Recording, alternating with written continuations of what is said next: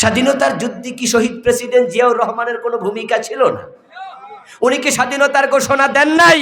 উনি কি বলেন আমি আমি মেজর জিয়া বলছি, এ কথা বলেন নাই? অস্বীকার করতে পারবেন? আমাদের মামুনুল হক বাইরে জেলে নিল কেন? ইস্যু কিন্তু এটা। তারপরে আরেকটা ইস্যু হয়েছে মোদির বাংলাদেশের আগমন। শুরু হয়েছিল কিন্তু ওই যে বড় একটা মূর্তি বানাবে আমাদের ফুস্তগলার পাশে। এত বড় মূর্তি নাকি বাংলাদেশে আর নাই। বিশাল মূর্তি, কোটি কোটি টাকা খরচ করে পিতল দিয়ে বানায় আনবে, এটা এখানে বসাবে রাস্তার মোড়ে। আমাদের মামুনুল হক ভাই তখন বলছিলেন যে এটা বুড়িগঙ্গায় ফেলে দেয়া হবে। এই তো আগুন লাগলো।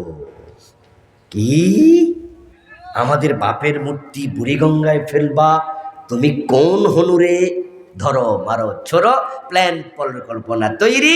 এক পর্যায়ে ওনাকে অ্যারেস্ট করেছে, নিজের বউ দিয়া ধর্ষণের মামলা দিয়েছে। আচ্ছা, বউ কি মামলা দিতে পারে? বউরে আবার মানুষের দর্শন করা লাগে, তো বিয়া করছে কেন? জুলুমটা কোন পর্যায়ে গেছে? আমার প্রিয় ভাইরা, তারা বলতেছে হুজুররা ভুল কয়, আমরা মূর্তি বানাই না, আমরা ভাস্কর্য বানাই। হুজুররা বোঝে না, তারা আমরা বুঝাইছে আমরা নাকি বুঝি না। আপনারা বলুন তো, ভাস্কর্যের মুখ আসেনি, চোখ আসেনি, হাত আসেনি, পা আসেনি, মূর্তির নাই, মূর্তির আসেনি।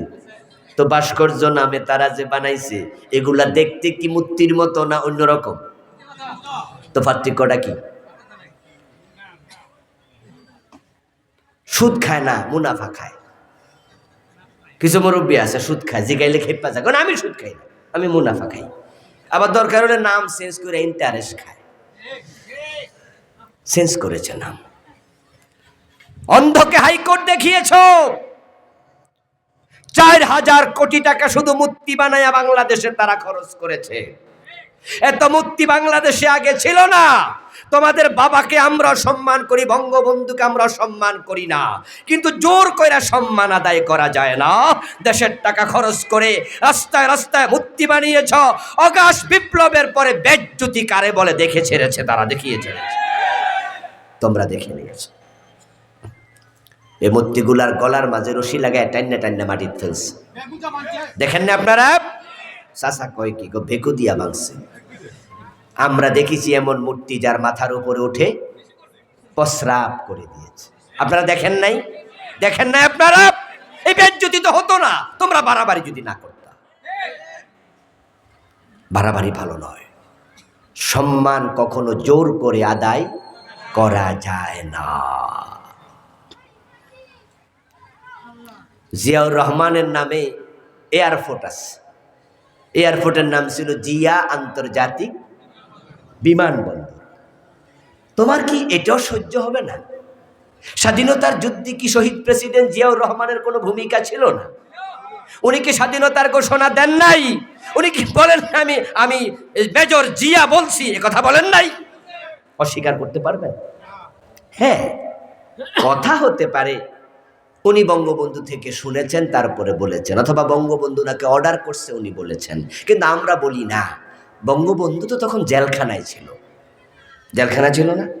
পাকিস্তানের ওনাকে ধরে নিয়ে গেছে, তো জেলে থেকে উনি কেমনে কইছে জিয়ারে যে তুমি ঘোষণা দাও? আসলে না, শহীদ প্রেসিডেন্ট জিয়াউর রহমান দেশের প্রতি উনারও প্রেম আছে। উনি সাহস করে বলেছেন যে না, আমি মেজর জিয়া বলছি, কালুরঘাট বেতার কেন্দ্র থেকে স্বাধীনতার ঘোষণা আমি দিচ্ছি। এটাকে হালকাভাবে নেবেন না, হিংসা করবেন না। উনার নামটা পর্যন্ত সহ্য হয় নাই, আন্তর্জাতিক বিমানবন্দর থেকে জিয়াউর রহমানের নাম বাদ। এটার নাম দিছে শাহজালাল বিমানবন্দর। কেন রে ভাই? শাহজালালের নাম এখানে না দিয়ে আরেক জায়গায় দেওয়া যেত না? উনারটা বাদ দিতে হবে কেন? অন্যের নামটা পর্যন্ত তোমাদের সহ্য হয় নাই। এই একটা নাম চেঞ্জ করার পিছনে দেশের কত 100 কোটি টাকা খরচ হয়েছে আপনি কি জানেন? যে যত কাগজ আছে, সিল আছে, ফেড আছে, সব চেঞ্জ করা লাগছে, ঠিক না? বাংলাদেশের সাথে যোগাযোগ আছে পৃথিবীর যত দেশের, সব দেশের জায়গাতে এই নাম চেঞ্জ চেঞ্জ চেঞ্জ চেঞ্জ। সিল মোহর কত কোটি টাকা খরচ হয়েছে। জাতির কি লাভ হয়েছে? এ নাম পরিবর্তন জাতির কি লাভ হয়েছে? হিংসা ছাড়া আর কিচ্ছু না। ও বেটার নামটাও তোমাদের সহ্য হবে না, আর নিজের বাবার মূর্তি বানাইবা, বাংলাদেশের টাকা খরচ করে হাজার হাজার মূর্তি বানাইবা। এই বাড়াবাড়ি আল্লাহ সহ্য করে নাই, এমন বেজ্জতি করছে যেটা পৃথিবীর ইতিহাসে আর হয় না। ওই বেটা হয়তো কবরে থাইকা বদদোয়া দিতেছে, তোরারে দিতেছে, তোদেরকে বদদোয়া দিচ্ছে যে তোরা এমন কাম কেন করো যে কাম করলে আমার মাথায় উঠে মানুষ প্রস্রাব করে। আমার বন্ধু বলছিলাম, আপনি স্বার্থপর, আপনি বোবা শয়তান, যদি অন্যায় দেখার পরও আপনি চুপ করে থাকেন। আমরা তো সমাজে কত জিকিরওয়ালা দেখি, কিন্তু অন্যায়ের প্রতিবাদওয়ালা আমরা দেখি খুব কম।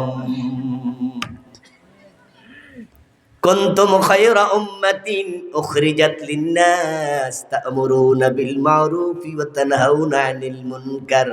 তোমরা সৃষ্টির মাঝে সেরা, তোমাদেরকে বানানো হয়েছে শ্রেষ্ঠ করে, শ্রেষ্ঠ উম্মত করে। দায়িত্ব হলো তোমরা সৎ কাজের আদেশ করো, অন্যায় দেখলে প্রতিরোধ করো। যেই সমস্ত লোকেরা অন্যায় দেখলে প্রতিরোধ করে তারাই হলো খলিফা। এখন আল্লাহর খলিফারা আল্লাহর জিকিরও করে, কারণ যারা জিকির করবে, তাসবিহ পড়বে, তাদের সম্মান বাড়ায়া দেবেন কে? ফাযকুরুনি আযকুরকুম ওয়াশকুরুলি ওয়ালা তাকফুরুন। মানুষ যখন আল্লাহর জিকির করে, আল্লাহকে স্মরণ করে, কোরআন মাজিদ আল্লাহ বলে আমাকে ডাকো, আমাকে স্মরণ করো। যখন তুমি আমি আল্লাহকে ডাকবে, আমি আল্লাহ তোমাকে স্মরণ করব। হাদিসে কুদসি, ইযা যাকারানি ফি নাফসিহি যাকারতুহু ফি নাফসি ওয়া ইযা যাকারানি ফি মালাইন যাকারতুহু ফি মালাইন খায়রিম মিনহুম। রাসূলুল্লাহ বলছেন, হাদিসে কুদসি আল্লাহ নিজে বলতেছেন, আল্লাহ বলে যখন আমাকে কেউ একা একা ডাকে, আমি আল্লাহ তাকে একা একা স্মরণ করি। আর যখন কোনো মজলিসে আমি আল্লাহকে স্মরণ করে, আমি এর চেয়ে দামি মজলিসে তার নাম স্মরণ করি।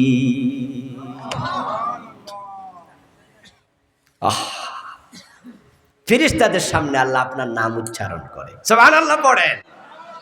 আল্লাহ নৈকট্যপ্রাপ্ত ফেরেশতাদের মজলিসে বলে আলহামদুলিল্লাহ, আলহামদুলিল্লাহ। এই যে আমি এখন আল্লাহর কথা বলতেছি একটা মজলিসে, আল্লাহ তাআলা এর চেয়ে দারুণ মজলিসে বলবে আমার বান্দা আবুল কালাম আজাদ আমি আল্লাহর কথা মানুষকে শোনাচ্ছে। আপনি এই জাতীয় বড় মজলিসে আল্লাহকে স্মরণ করেন, আল্লাহ বলবে আমার বান্দা অমুক অমুক মজলিসে আমাকে স্মরণ করছে। আমার প্রিয় ভাইয়েরা, আল্লাহ তাআলাকে স্মরণ করুন, বেশি বেশি ডাকুন।